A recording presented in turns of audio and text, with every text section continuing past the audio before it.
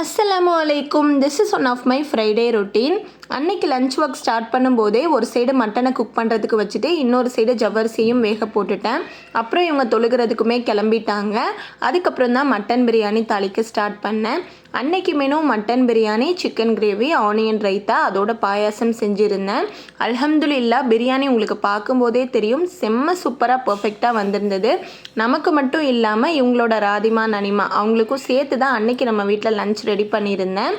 அன்னைக்கு பார்த்திங்கன்னா இவங்க சிக்கன் மட்டன் வாங்கிட்டு வரதுக்கு கொஞ்சம் லேட் பண்ணிட்டாங்க. ஸோ சாப்பிட்றதுக்குமே கொஞ்சம் லேட் ஆயிடுச்சு. ஸோ ஃபஸ்ட்டு சாப்பாடு எல்லாத்துக்கும் எடுத்து வச்சுட்டு அதுக்கப்புறம் தான் பாயாசம் ரெடி பண்ணுறதுக்கான பேலன்ஸ் ஒர்க்லாம் முடித்தேன்.